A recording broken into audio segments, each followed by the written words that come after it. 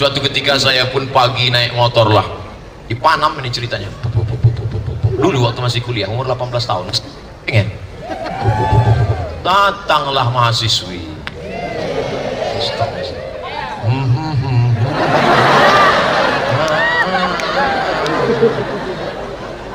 Saya serba salah, mau berhenti takut berdosa, mau tak berhenti nanti disangka sombong. Alah, sombong kali baru naik ranking, matilah kau.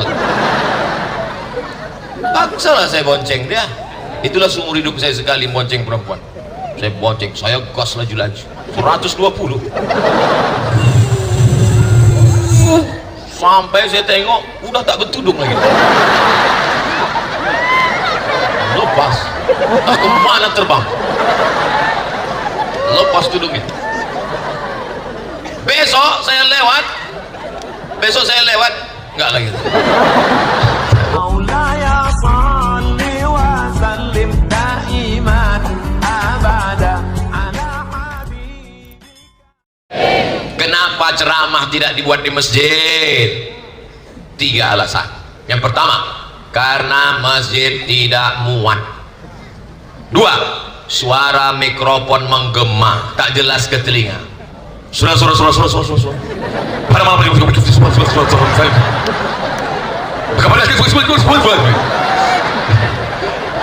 Balik dari pengajian apa kau entah tapu aku putus. Itu maka dibuat tanah lapang. Alasan yang ketiga, ada orang yang takut masuk masjid. Takut dia masuk masjid. Banyak orang takut masuk masjid. Kau kenapa tak pernah ke masjid? Aku takut. Aku tengok kawanku kemarin 2 kali ke masjid mati. Nah, kali buatlah pengajian di tanah lapang. Sudah paham? Jangan nanti jadi fitnah. Apa itu Ustaz Somad itu? Pengajian kok di tanah lapang? Kenapa tak di masjid? Kalau di masjid ramai biasa, di musola ramai biasa, di tanah lapang ramai. Amazing. Baru luar biasa. Betul? Saya kan udah bolak-balik datang ke Bintan nih. Di masjid ada berapa kali kita di masjid? Dibuat nih sekarang. Biasanya di sana. Hari ini pertama kali saya di sini. Apa namanya? Uban. Hah? Saya mau ngetes saja. Ingat tak orang ini nama kampung? Tanjung Uban. Oleh sebab itu maka jangan mencabut tak boleh mencabut uban. Kalau kita berkaca ditengok cermin ada uban, biarkan. Kenapa? Uban itu nanti akan menjadi cahaya pada hari kiamat. Hadisnya sahih. Jadi Pak Ustaz, makin banyak uban makin banyak cahaya. Iyalah, kalau 3 helai 5 watt. Jadi saya ini orangnya tak mudah saya percaya. Jadi kalau ada ustaz yang ceramah, jangan cabut uban, karena uban akan menjadi cahaya di hari kiamat. Lama saya berpikir, apa pula hubungan uban sama cahaya? Rupanya setelah saya tengok syarah hadisnya, oh, ketika kita tengok wajah kita di cermin, nampak uban, sadar diri sudah tua bahwa kita akan mati. Kalau sadar diri sudah tua, mati dekat liang lahat, maka rajin beribadah. Ini banyak sekarang tengok muka cabut 2 bulan gundul. Balik Ustaz Somad ada uban, lah tengok sendirilah. Saudara yang dimuliakan Allah SWT, uban saya biarkan aja. Uban udah tua juga, saya tengok sekarang ini bukan cuma kepala beruban, bulu hidung pun beruban. Saudara yang dimuliakan Allah Subhanahu wa Ta'ala, Ustaz Somad, boleh saya cat rambut saya ini Pak Ustaz? Kata Nabi SAW, khaliful Yahud, bedakan diri kamu dengan orang Yahudi, karena orang Yahudi itu tidak mau mencelup rambutnya. Bedakan diri kamu dengan orang Yahudi, celup rambut kamu. Maka diceluplah rambut dengan daun inai. Orang Melayu menyebutnya inai, orang Jawa menyebutnya daun pacar. Digiling. Di Makkah tidak ada lagi pakai giling, sudah jadi tepung, dikasih air, malam pas mau tidur disisirkan ke rambut, setelah itu diikat pakai kain putih, besok dibuka, wow, warnanya menyala. Boleh pakai warna hitam Pak Ustadz, kata Nabi, jannibus sawat, jangan celup uban pakai warna hitam. Kenapa tak boleh? Tipu, karena kalau pakai warna ada tuh umur 70 mau minang anak gadis umur 17, dipakailah hitam, gigi palsu, 2 bulan nih engkalnya putih, ujung hitam. Kalau tipu tak boleh, tapi kalau tak ada unsur tipu boleh. Sebelum nikah tuh kasih tahu, Adinda, aku ini sebaya sama atuk, kami sama tuh sekolah dulu. Kata Adinda tadi, tak apa-apa lah bang, kan atuk udah meninggal kemarin, kau pun 2 hari ini lewat ini. Aku bukan mau sama kau, sama harta kau aja, kata dia. Kalau udah terjadi mau dia, maka cat hitam tak apa-apa. Karena pada zaman Nabi pernah terjadi perang. Ketika perang itu pasukan yang tua-tua, pasukan yang sudah tua yang beruban, dicat mereka, rambut mereka pakai hitam. Nabi tak marah. Yang mau perang silakan. Maka musuh-musuh melihat, tentara Muhammad SAW itu ternyata anak-anak muda semua. Rupanya tua-tua. Bagi bapak-bapak pejabat itu perlu pak, bapak-bapak pimpinan direktur perusahaan perlu pak buat hitam. Kenapa? Kalau bapak buat putih tengoknya, ketua kita rabun tuh dah, nampaknya kita tuh. Tapi kalau bapak buat hitam tengok, semangat dia. Tapi yang penting bukan fisik, yang penting bukan rambut, yang penting bukan wajah, yang penting adalah hati. Ala fil jasadi mudghah, di dalam jasad ini ada segumpal. Idza salahat salahal jasadu kulluh. Kalau yang segumpal ini baik, maka yang lain ikut menjadi baik. Wa idza fasadat, kalau yang segumpal ini rusak, maka yang lain ikut menjadi Alhamdulillah semuanya hari ini jantungnya baik semua. Yang segumpal itu apa? Segumpal ya sebesar ini dari dalam. Nah, itu. Coba pegang, berdegup tak? Masih berdegup? Mati hidup. Kalau ada yang tak berdegup, kasih tahu. Dan kapan siap dah. Saudara yang dimuliakan Allah Subhanahu wa taala, jaga hati, jangan hasad, jangan dengki, jangan busuk hati, tak senang nengok orang lain dapat nikmat, cemburu melihat orang dapat rahmat. Bapaknya mau marah, orang lain mobil baru, demam. Orang lain mobil baru, kumat darah tinggi. Itu mobil siapa? Mobil aku. Apa? Lunas apa cash? Kredit. Alhamdulillah. Alhamdulillah kredit. Untung kau bilang kredit. Berapa bulan lagi? Bulan depan lunas. Mati. Senang saja menengok nikmat orang. Jumpa saya dengan Pak Bupati, saya ikut senang. Yang Bupati beliau, tapi saya ikut fasilitas Bupati. Bupati naik mobil, saya naik mobil. Takkan mungkin Bupati naik mobil, saya jalan kaki. Datang Pak Wakil Bupati, jumpa Pak Dandim, jumpa Pak Kapolres, duduk dekat Pak Kapolres, ambil foto, simpan fotonya. Nanti kalau ada razia tunjukkan. Selesai. Hidup ini jangan buat susah-susah, betul? Hidup sudah susah, jangan bikin susah. Hidup sudah pahit, jangan minum kopi pahit. Itu dapat saya di baju kaos. Itu tulisan anak muda tulis ini, hidup sudah susah, jangan bikin susah. Dipakainya sedang sholat, dibaca sama orang di belakang. Ilaha illallah. Maka pakailah baju putih, sembahyang pakai baju putih, baju hitam bagus polos, yang bertulis-tulisan. Saudara yang dimuliakan, nampaknya simpel sederhana tapi luar biasa. Apa itu yang dimuliakan Allah Ta'ala? Mau dibuat kuat dia putus-putus, dibuat pelan jamaah udah mengantuk, nanti saya nyanyi pula. Saudara yang dimuliakan Allah Subhanahu wa Ta'ala, rasanya beban kita makin hari makin ringan atau makin berat? Tergantung kita menjalani hidup. Mungkin dia putus-putus ini karena saya dekat sini. Yang pertama kali nanti ditanya malaikat kalau kita mati, apakah ada malaikat nanya, kau dulu sempat jadi kepala dinas apa kepala kantor apa kepala badan? Kau dulu sempat PNS golongan apa? 2A, 3B, 3C apa 4D? Ada ditanya malaikat itu? Yang ditanya malaikat adalah marrabbuka. Makanya kalau kita tidur malam, jangan lupa kita berwudu dulu. Paksakan mau tidur, wudu dulu. Paksakan mau tidur, sholat witir dulu. Nanti malam tinggal tahajud, tak usah witir lah. Witir lagi, witir cukup sekali saja. Saya witirnya nanti malam Pak Ustaz, tapi kalau saya pribadi sebelum tidur malam tuh witir dulu, witir. Habis witir baru kita tidur. Bismika Allahumma ahya wa amut, matikan lampu, tidur. Tiba-tiba pas terbuka, marabbuka. Bayangkan, kita tidak takut karena kita sedang berwudu, ditolong malaikat. Ditolong malaikat. Kira-kira yang saya ceritakan ini bisa terjadi apa tidak? Bisa saja. Yang mengatakan tidak mungkin terjadi. Siapa yang mengatakan tak mungkin terjadi? Tengok kan nanti. Saya bukan nakut-nakuti, tengok aja. Sudah takut, tapi jangan pula nanti ibu tes tengah malam, ibu jagai bapak. Marabbuka. Itu maksud saya. Takutnya kita bercanda, malaikat serius. Baru tahu. Yang pula dihafal-hafal itu, ini dihafal. Marabbuka Allah, manabiyuka Muhammad SAW, makitabuka Quran. Itu bukan dihafal.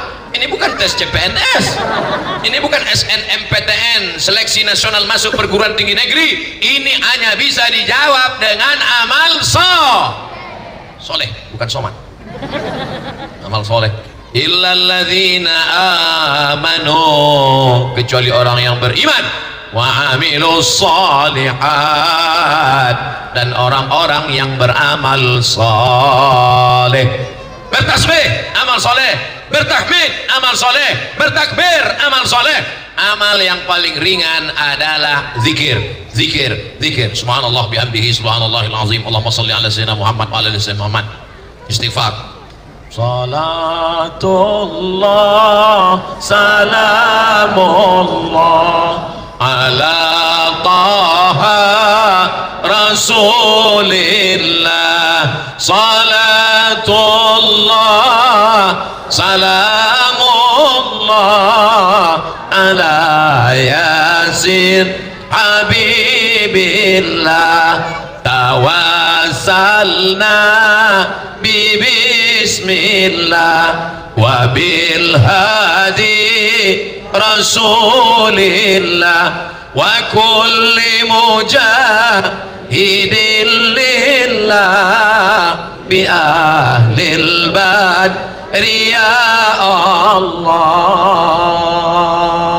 Ibu yang sedang mengandung, bagus banyak-banyak sholawat.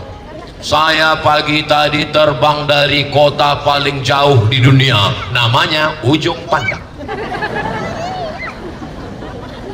Paling jauh di dunia kan? Ujung Pandang. Naik pesawat lah saya. Wow. Naik pesawat. Apa namanya kelas yang hebat tuh? Hah? Bisnis. Oh, kelas bisnis. Saya naikkanlah kaki sebelah. Datanglah yang nanya-nanya itu, Bapak mau makan apa? Gitu. Mau makan nasi pakai ikan apa ayam? Pakai ayam. Mau minum apa? Minum teh. Teh daun, teh batang apa teh bunga? Manis apa kelat? Manis. 2 bungkus gulanya atau 1?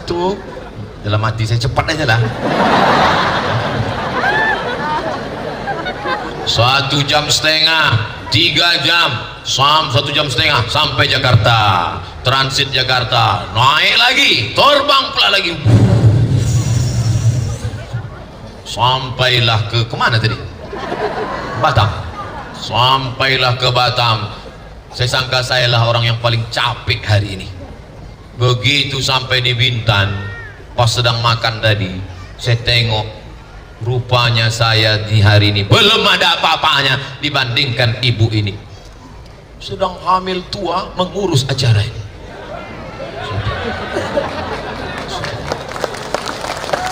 Jadi ternyata motivasi hidup kita ini bukan dari motivator semangat, bukan, tapi melihat sekeliling. Kalau ada laki-laki yang semangat, biasa, tapi perempuan dalam keadaan hamil tetap semangat, bangkit semangat saya. Tadi saya judul ceramahnya mau cerita mati aja tadi. Jamaah sekalian, saya kebetulan malam ini capek kali, jadi ya marilah kita siap-siap untuk mati. Wah, api menengok ibu tadi, bangkit semangat saya tadi. Takbir, bangkit semangat. Jangan kita ini lesu letoi loyo lunglai, bawaan mau mati, nampak makan baru semangat. Apa ini? Tapi alhamdulillah orang Bintan ini semangat semua, betul? Rupanya kalau jamaah itu semangat, ustadz pun ikut jadi semangat. Makin saya berapa kali pas saya mau ceramah itu musuh, sampai ustadz nanya, jamaah panitia nanya, ustadz sehat? Perlu kami bawa ke puskesmas? Saya tahu berobat di sini gratis, tak usah tawar-tawarkan kali. Tapi maka kita mesti semangat, apapun yang terjadi hidup ini mesti semangat, betul? Stres, depresi itu hanya bisikan setan. As-syaitanu ya'idukumul faqra wa ya'murukum bil fahsya. Setan selalu membisikkan fakir, kau kurang harta, kurang cantik, kurang tinggi, kurang putih. Setan selalu membisikkan faqra, kau kurang hebat, kurang mantap, kurang daging. Dibuatnya kita tak pede, kau kurang putih, akhirnya dimakanlah jus bengkoang 3 goni. Tengok putih muka, leher hitam, rupanya berpanu. Apa lagi? Setan selalu membisikkan, as-syaitanu ya'idukumul faqra. Setan selalu membisikkan kau kurang harta, akhirnya orang korupsi, kurang cantik, akhirnya operasi kresek, dagu kresek, hidung kresek, pipi kresek, dipegang kres, dagu naik, hidung naik, pipi naik, apa namanya? Make up. Make artinya membuat, up naik, make up membuat naik. Gara-gara apa itu? Setan. Kata setan, kau jelek. Nampak muka, kau jelek. Makanya waktu menengok muka di cermin itu, Allahumma kama hasanta khalqi fahassin. Orang yang merubah muka, merubah wajah itu sebenarnya dia saja yang merasa lebih cantik. Orang lain menengoknya biasa aja. Malah orang menengoknya takut pula. Saya kalau nengok orang-orang yang muka tak asli operasi itu takut saya. Macam boneka film hantu. Alis sampai naik kata. Ini nengoknya takut. Saya kalau nengok sering kali nengok gitu saya baca ayat kursi Allahul Qayyum. Ya Allah.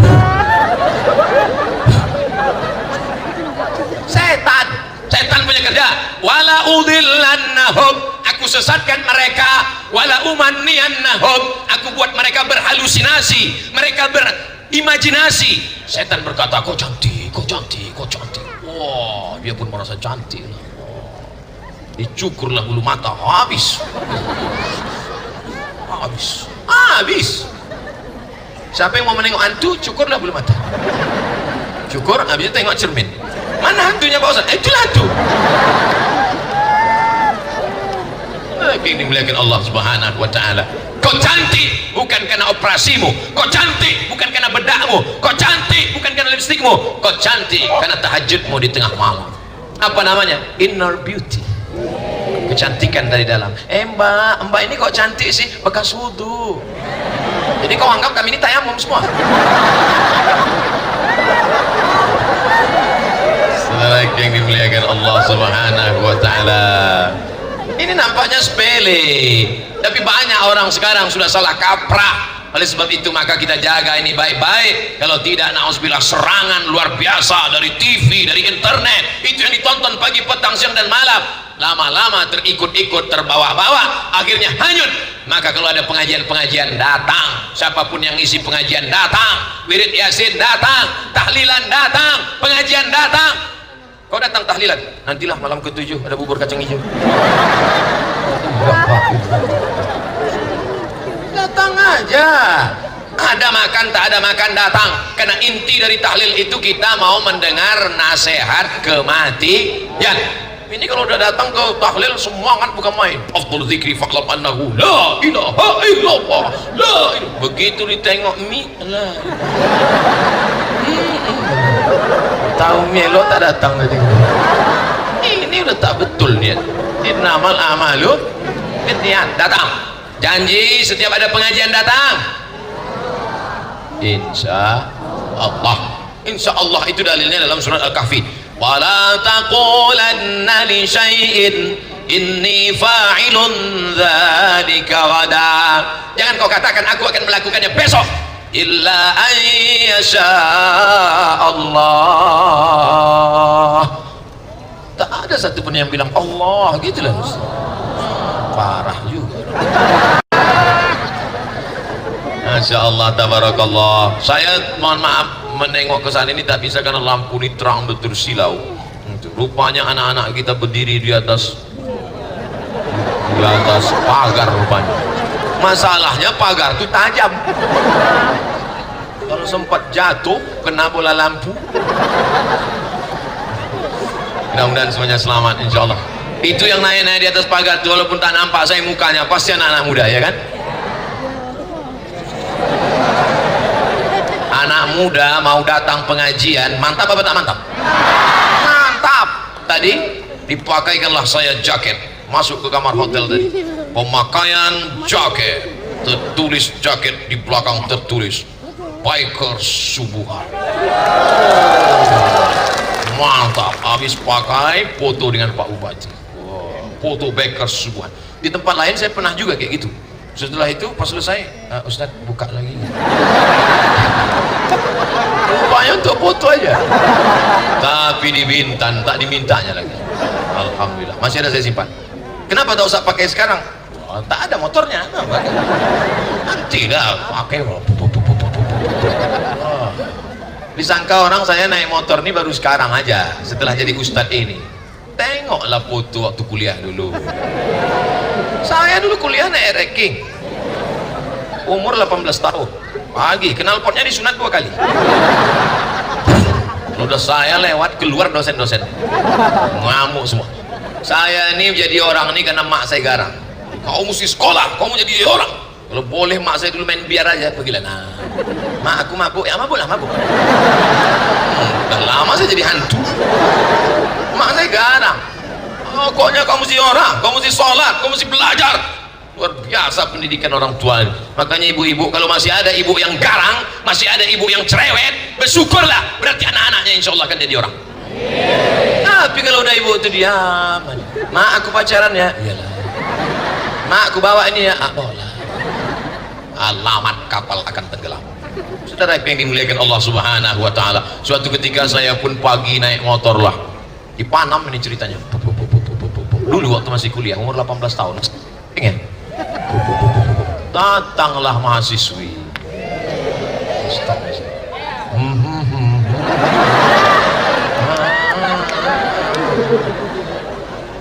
Saya serba salah, mau berhenti takut berdosa, mau tak berhenti nanti disangka sombong. Alah sombong kali, baru naik ranking, matilah kau.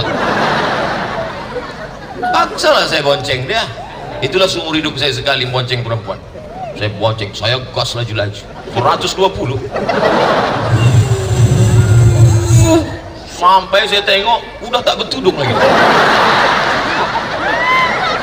Lepas, tak kemana terbang, lepas tudungnya. Besok saya lewat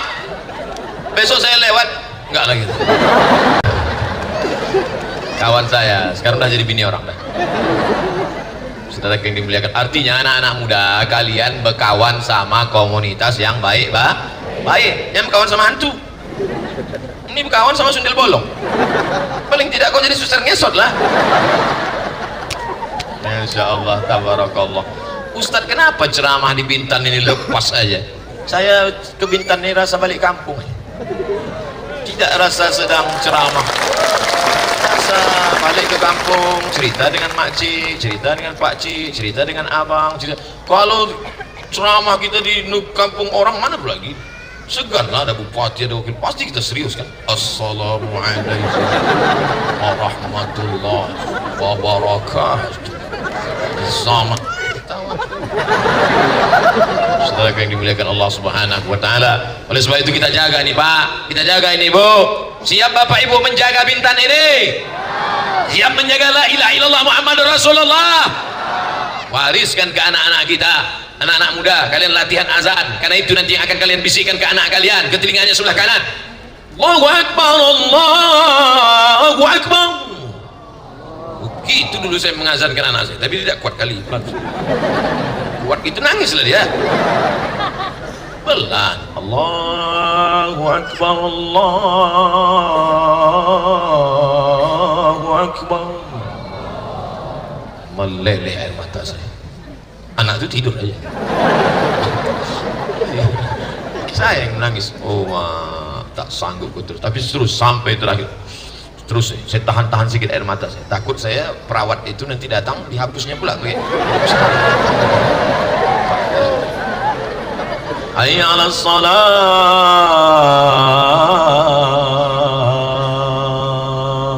hayya 'alas salah,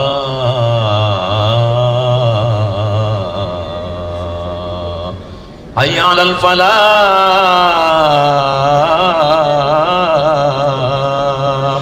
hayya 'alal falah. Allahu Akbar, Allahu Akbar.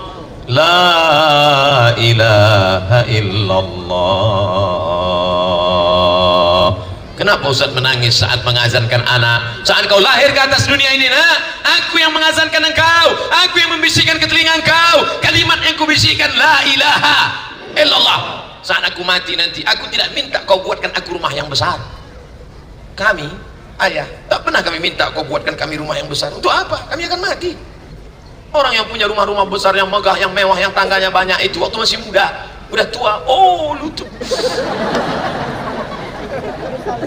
Banyak orang-orang tua setelah tua dibelinya rumah kecil tinggal satu kamar.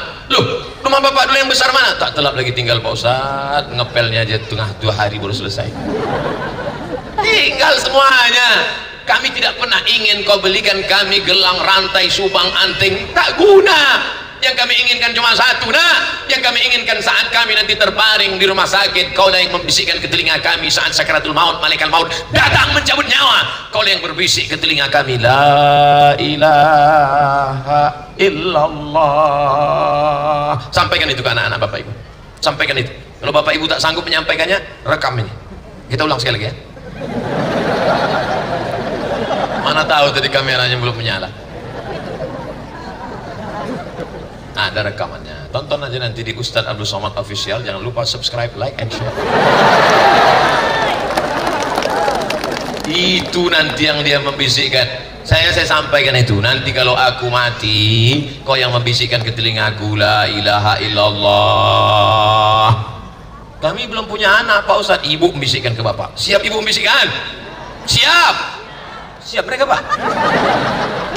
Tinggal lagi bapak, siap tak? Tapi sakitnya sakit keras, udah mau sakratul maut. Jangan demam-demam puyuh ibu bisikan. Besok pagi bang, abang tak kerja bang? Enggak, aku agak sakit sedikit. La ilaha illallah.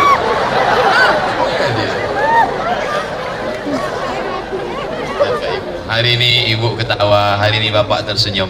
Tapi nanti di jalan ibu mulai berpikir, kata Ustadz itu tadi aku yang membisikkan. Jangan-jangan abang itu pula duluan. Jangan pernah takut cerita mati. Ini banyak bapak-bapak ini takut cerita mati. Ibu juga tak suka cerita mati. Dek, kalau abang nanti mati gimana? Jangan cerita mati, jangan. Kenapa takut cerita mati? Satu hari mesti kita ingat mati. Kalau mau selamat daripada tabrakan, rem mesti dijaga. Apa remnya? Ingat mati. Ingat mati. Tapi saya tak ingin mentang-mentang cerita mati malam ini, besok pegawai Kabupaten Bintan semuanya tak semangat kerja. Rapat kepala dinas bersama Bapak Bupati, Bapak Sekda. Gimana program Bintan tahun 2020? Terserah Pak. Terserah Bapak Bupati lah.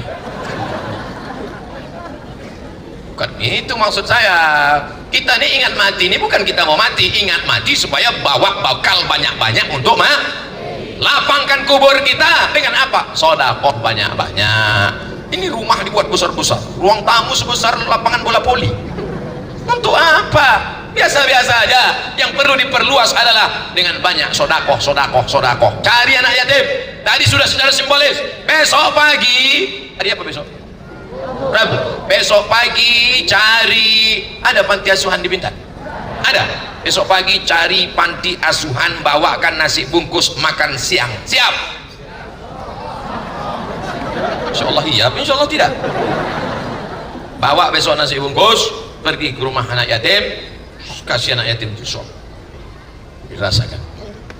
Pak, berapa anak yatim sini? Ada 100, keluarkan. Berapa? Dua aja, ini udah 2 bungkus.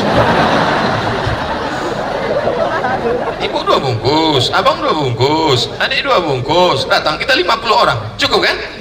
Cukup. Tak cukup, jangan kita makan, tengok aja.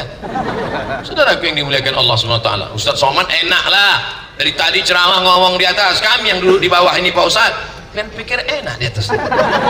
Tak tahu kalian, karpet ini basah.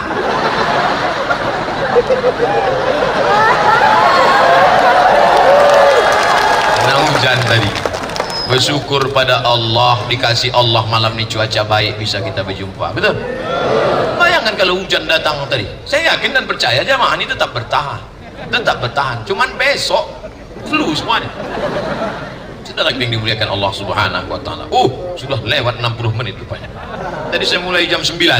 Sekarang sudah jam 10 lewat 15. 75 menit sudah kita bersama. Padahal saya biasanya di mana-mana ceramah 60, bisa pula di Bintan 75 menit. Disihir orang Bintan saya. Dipukaunya saya. Sampai lupa saya nengok jam. Masya Allah, tabarakallah. Jangan-jangan orang Bintan ini pakai pelet. Bacanya dari bawah, gimana supaya Ustaz itu lupa biar dia ngomong panjang lebar. Kakang telinga bosi mulut tusong kang gitu kunci-kunci. Saudara yang dimuliakan Allah Subhanahu wa taala. Sebetulnya kita ini sedang di mana ini? Lapangan apa ini? Hah? Lapangan. Ini permanen. Mantap. Di beberapa tempat untuk membuat pentas itulah banyak habis duit negara. Buat pentas cantik dari triplek. Seminggu limbus angin tumbang. Buat lagi. Kalau buat pentas macam ini sampai hari kiamat tak tumbang siapa. Betul. Bunga-bunga pinjamlah punya masyarakat. Karpet pinjam punya Pemda. Lampu, pasang lampu terang. Guna lampu terang ini untuk apa? Supaya kameranya bagus, nampak Ustadz itu putih. Ini ceramah kita dibuatlah lampu 5 watt. Ditonton orang, wah hitam Ustadz kalian. Bintan ini, rasanya Bintan ini tak ada kurangnya lagi. Kalau mau dicari-cari kekurangan Bintan ini, capek kita mencari kekurangan. Makanannya, jangan ditanya, gonggong. Ya, Anda ingin makan gonggong, datang ke Bintan. Sebelum tanggal kehabisan berikut ini. Anda takut corona? Jangan, karena di Bintan bebas corona. Amin. Ya Rabbal Alamin. Kalau mau cari Corolla, baru datang ke Bintan. Saudara yang dimuliakan Allah Subhanahu wa taala, bismillahirrahmanirrahim, la haula wala quwata illa billah. Maka tidak ada yang bisa memudaratkan kita kalau sudah ditolong Allah Subhanahu wa taala. Bismillah, ku sebut nama Allah, alladzi la yadurru ma'asmihi syai'un fil ardi wala fis sama. Kalau sudah ku sebut nama Allah, tak ada yang bisa memudaratkan di langit maupun di bumi. Dunia ini kan cuma 2, langit, bumi. Selesai. Apa takut? Mau pergi ke hutan? Itu juga. Jangan lagi, hai Datuk penjaga hutan, ini ku bawa rokok daun. Kata penjaga hutan itu hantu dulu bro, hantu sekarang pakai sabu tahu. Mau masuk ke hutan baca doa tuh, bismillahirrahmanirrahim, la yadurru ma'asmihi syai'un fil ardi wala fis sama. Mau masuk ke laut begitu juga, bismillahirrahmanirrahim, la yadurru ma'asmihi syai'un fil ardi wala fis sama. La haula wala quwata illa billah. Apa ditakutkan? Terjadi juga, qadarullah, sudah takdir dari Allah. Apa ditakutkan? Ini banyak orang ditakut. Abang tak ke laut? Takut. Abang takutan? Takut. Jadi bang kemana? Sini aja, matilah kau bang. Jangan takut. Anak-anak gadis, jangan takut. Anak-anak lajang, jangan takut. Ini anak lajang banyak takut. Sikit-sikit takut, sikit-sikit takut. Laut dekat kan? Nah, masuk ke laut. Saudara yang dimuliakan Allah Subhanahu wa taala, maka kita jaga ini, maka insya Allah Allah akan mencabut rasa cemas, rasa ngeri, rasa takut dari dalam hati. Kalau kita sehat, pakai untuk ibadah. Kalau kita lancar ngomong, pakai untuk mengajak orang buat baik. Kalau harta kita banyak, pakai untuk menolong anak yatim, fakir miskin. Siap menggunakan semuanya untuk amal soleh menolong agama Allah? Insya Allah. Di akhir majlis, mari kita sama-sama berdoa. Mudah-mudahan majlis kita ini menjadi majlis yang barokah insya Allah. Ala hadhihi niyah wa kulli niyatin salihah. Al-Fatihah. A'udzu billahi minasy syaithanir rajim. Bismillahirrahmanirrahim. Alhamdulillahi rabbil alamin. Ar-Rahmanir Rahim. مالك يوم الدين إياك نعبد وإياك نستعين اهدنا الصراط المستقيم صراط الذين أنعمت عليهم غير المغضوب عليهم ولا الضالين آمين.